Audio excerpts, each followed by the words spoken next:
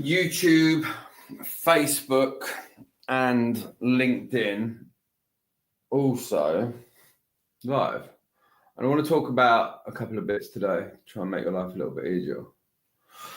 Okay, so we're going to hop into it. A lot of feedback I'm getting at the moment from people, it really is, for a lot of the business owners, causing a lot of a problem. So I want to sort of break it down today.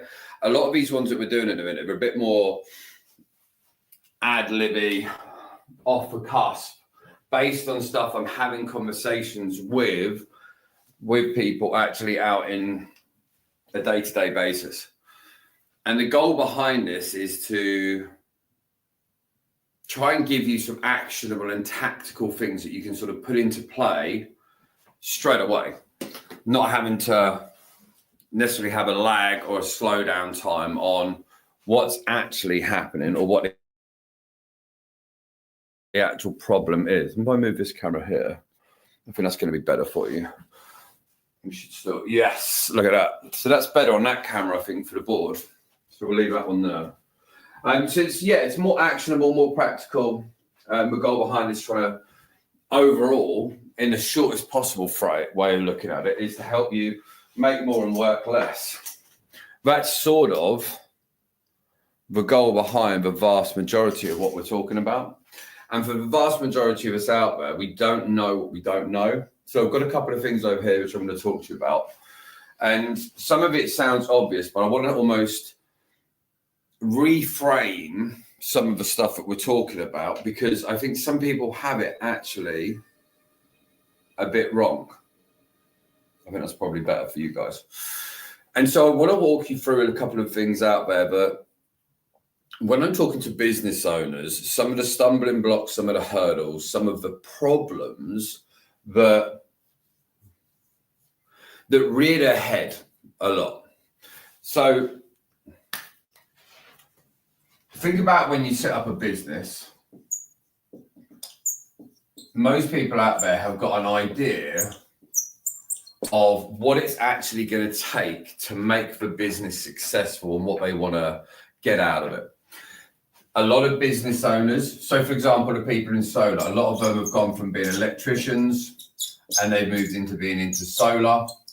A lot of people that are coaches had a job and then moved to being almost self-employed. Or you've got people now that have businesses, but again, were the employee, and they basically have gone off and pivoted into their own business or being a business owner. Now, this is normally because we've realized that working for ourselves means we get to keep more of the pie and have a little bit more control and do things in the way that we want to do things, which is cool. It's a really smart thing to do. But the problem ends up lying in this, is that for the vast majority of the time, the skills that we've got as salespeople, as electricians, there's normally going to be a few voids that, if you think about the different pillars inside of the business, normally there's certain parts that we're really good at because you did that before you set the business up. Then there's certain areas within the business that you are either not done before, or that you weren't the sort of highest skilled at, and you've had to pick up the slack behind this as you pivoted. And this is where a lot of the lag happens for taking people from where they are now up to that next stage of what they're doing within the business. And one of the things I find for a lot of people is some people out there, they've never really been trained how to sell effectively. They've not had the same level of sales skills that they needed when they were an employee. So they might have, for example, been handed leads. They might have been working under a big name. Both of these things make a massive difference. So, for example, if you worked for a well-known company or a well-known personal brand, and now you've gone out on your own, you might not have realized how much working underneath that brand actually made a difference for you. And what ends up happening is the prospect that you end up getting, because you worked underneath a big brand name, their level of trust was already up higher, and it just come down to the need and the want, but they didn't need to trust into that. Now, because you now have gone into being a business owner, you're likely at the stage that you're not known. So that means you have a lower level of automatic trust or belief in delivery. I'll give you a prime example. If someone's going off now and they're looking to work with me, they could work with me. They could work with about 30 other people within my industry. And some of those people out there have got a really well-known reputation. They might have 10 million followers. They might have been at 20 events a person's been to. All of these things and that level of exposure builds a level of confidence and belief into whether the likelihood of success is actually going to happen. And this ends up putting a bit of a barrier for a lot of people, but because you didn't have the level of sales skills and you were under a big name before, you thought that you could just automatically get the same results just by pivoting into your own business. But the problem ends up being that we then don't know what we don't know. We're not aware of this is happening because it wasn't something we ever actually had done before. So now we're in an awkward position that you're now a business owner, and what you're actually now doing is getting less results than you might have expected. So you've got the theory. It would help if I dried that board before I water open it. So there's two sides. What's going on with these pens today? We've got the theory of what happened when you set your business up, and you've got what actually happened. So before you set the business up, you thought, okay, if I can just generate a certain amount of leads, meetings, I'll scale a team. You're going to have all these things, and it's going to get you to X financial goal. But then the realistic part of this actually kicks in. It ends up being completely and utterly different. You might not have as many leads as you thought. People might not be converting as much as you thought. You might be struggling because now you don't have the revenue to scale. So that slows down. And what ends up happening for the vast majority of people is that I'm just going to turn this lamp off. I think it might be better. Still working the lighting out with this office. It's quite annoying. Okay. I think we'll just leave it like that. My eyes are really hurting today, so having less. Yeah, you can see it. It's really funny with this though, because all the cameras are different. So with each camera, it's different on what you guys can see lighting wise. So on one camera, it will suddenly look great, and the others will look terrible. Okay, so now we end up at a place that you've got the business owner, and what we end up doing is thinking that just time passing is automatically going to increase and fix these problems. But actually what happens is you just get more tired and more frustrated because time passing doesn't fix these areas. And what you're actually hoping for is that as you become more known, people will automatically buy.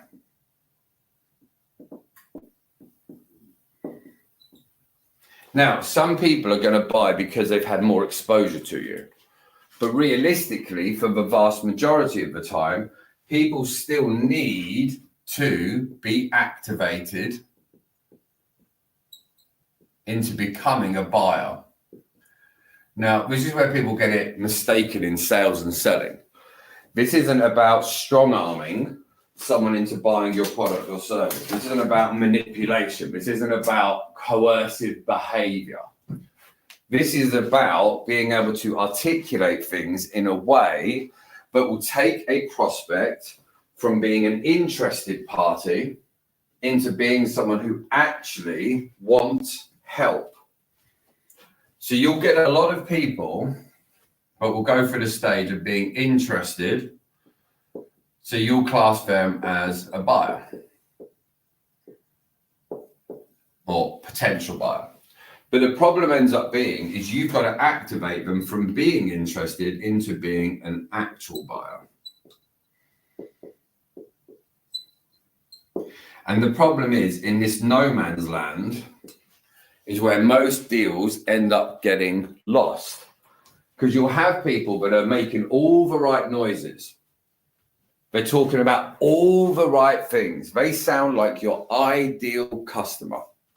But because you can't articulate things in the right way, you end up with a lot of people that just sit in this middle ground between being an interested party and getting them over the line.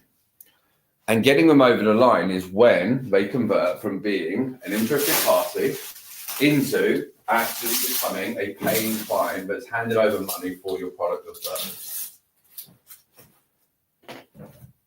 So you've got to be able to understand that this is where all the difference happens. And the problem is most people out there say they're working from 9 till 5. I know that 9 to 5 isn't fashionable anymore, but let's just talk about it as if it's there.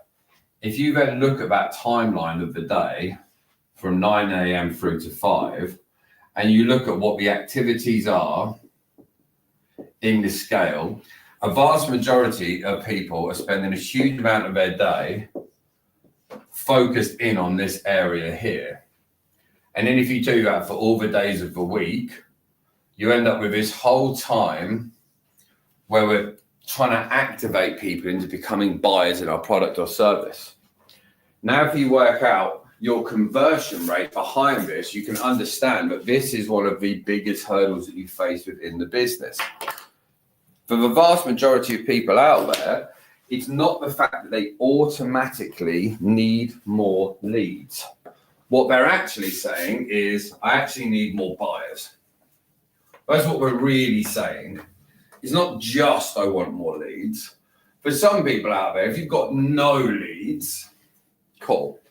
But actually, for the vast majority of people, what you're actually trying to do is get to the stage when the interested party has shown some interest through to the stage of when they buy, that gap is made shorter and more effective. This is where your sales skills, your communication, and even now with things like AI, automation, are all going to make a massive difference. It is not just the fact of turn up, talk about the features and benefits, and hope that they're going to buy at a high converting level. And this is where it goes down to that next stage. The next stage of this is, okay, cool. So you've had some sales, you've had some conversations, you've had some clients, but the conversion rate from this into this is probably lower than what you would actually want. And what you end up doing is you end up just trying to go, let's just push more people in and more leads into this starting point. But this is where your time lapse is actually happening. And the longer that this time lapse is happening, the more frustrated you get, the more tired you get, the more angry, the more cross, the more grumpy you get, because you're like, the industry's changed. The hurdles have changed. The market's changed. Buyers have changed. It's the End of the world. It's the cost of living crisis. Whatever it might be that's actually going on, these are the hurdles that you are facing. But actually, if you were better at skills, better at communicating, you had your AI and automations, and then you get all this to work together as one effective process.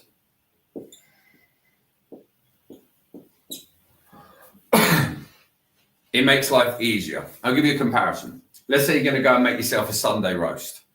The first time you make a Sunday roast, you're probably going to get all the timings off, and your food's all going to be ready at different points. Some's going to end up overcooked, some's undercooked, it's burnt, it's all a mess. And over time, you get used to the different cooking times for different things that you've got. It's exactly the same within your sales process. Initially, you're so focused on just trying to get it completed, but it ends up messing up more and more. But the proactive side of this is what we've got to do is get more consistent on the reps. So what ends up happening is over time, that this timeline gets shorter and shorter and shorter. So that the time between being an interested party and a buyer is less. So you might have gone from a 4-week conversion down to this stage, but we also want to be able to look at the percentage of people of these leads that convert. Because a lot of people, what happens is they end up with a very small amount of buyers and they end up with a wasted amount of leads. And no one wants to make out that this is their own fault. No one wants to believe that actually it's their own skills, their lack of skills, communication, automations, processes, where it's there. But actually you want to be at the stage of maybe this is actually the conversion that you'll know that's possible in your industry. So now imagine for the moment, if we can shorten the time frame and increase the conversions, now you can work less and you can earn more. Some people seem to wear it like a bit of a badge of honor that they're working every hour that God sends. Yesterday, anyone who's seen my socials, it's the first time I've picked up the phone and started cold calling.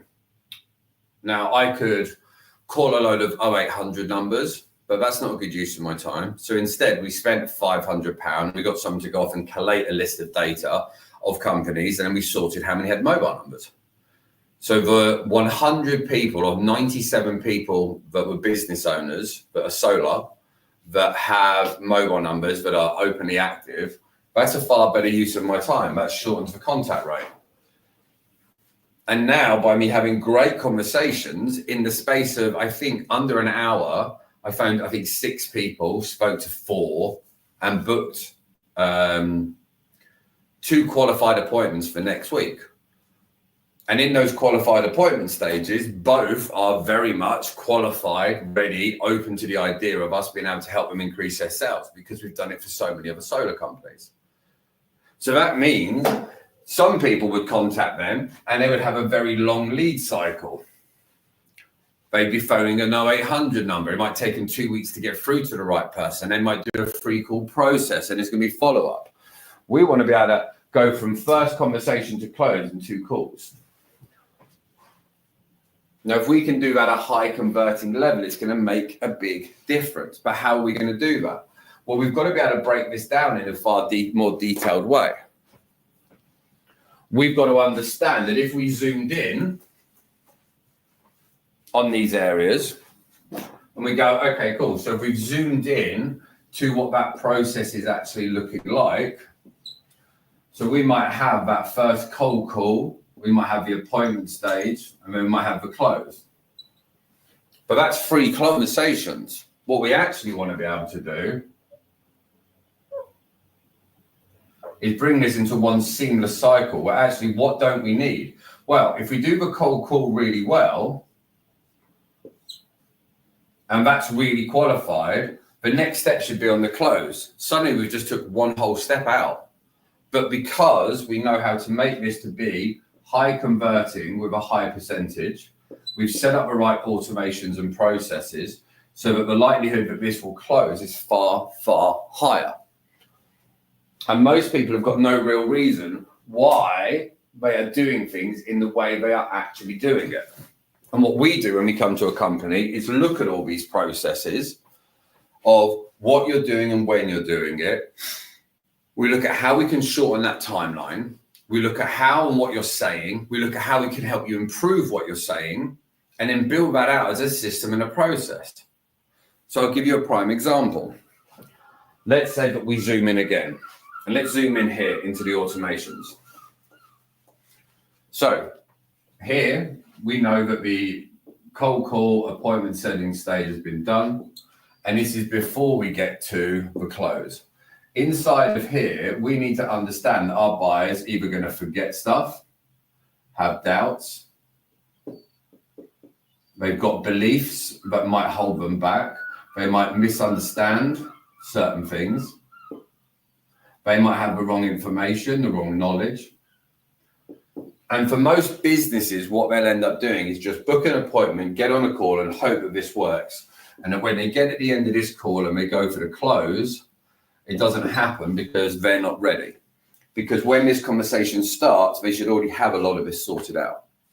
So we need to understand on the appointment stage, what is it that they know? What are their doubts? What are their fears? What are their concerns? What are their misconceptions that they might have? And then we build out a script, a video, an explainer, a nurture sequence, emails, text, voice notes that can all lean into giving that person exactly what they need.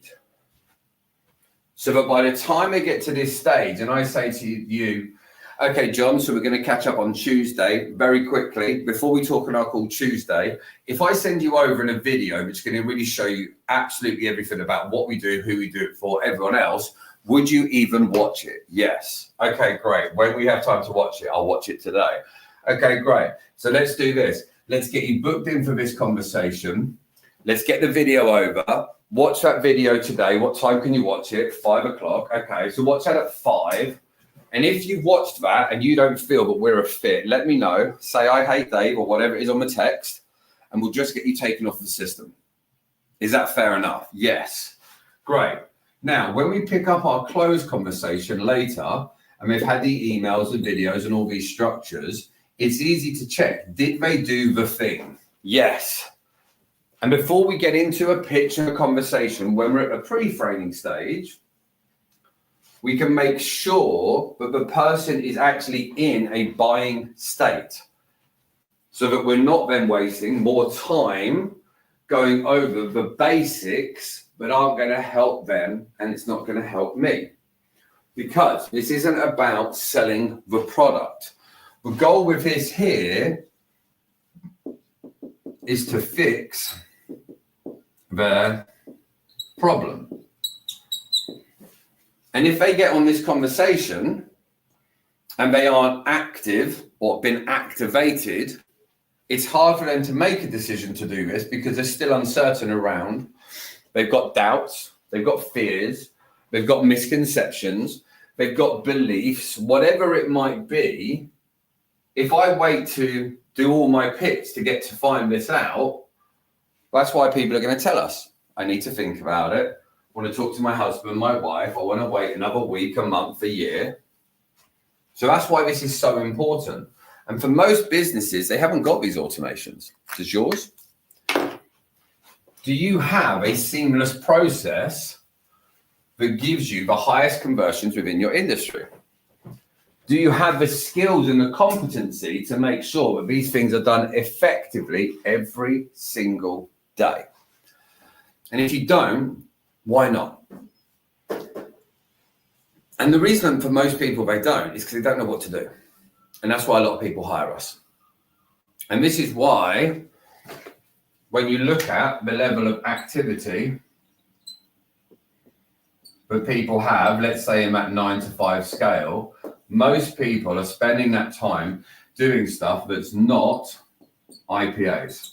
They're not income producing activities because they're nervous. They've got low confidence. They don't have a system.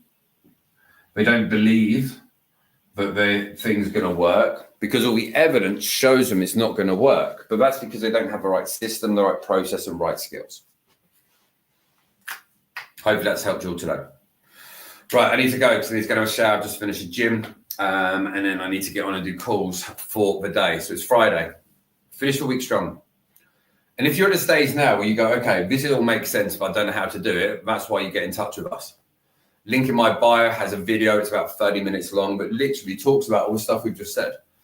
Why you should work with us, should you work with us, questions you should ask, things you can do. It gives you a blueprint. Have a watch on it. Get in touch if you want help. And I'll see you on the next call. See you later, guys.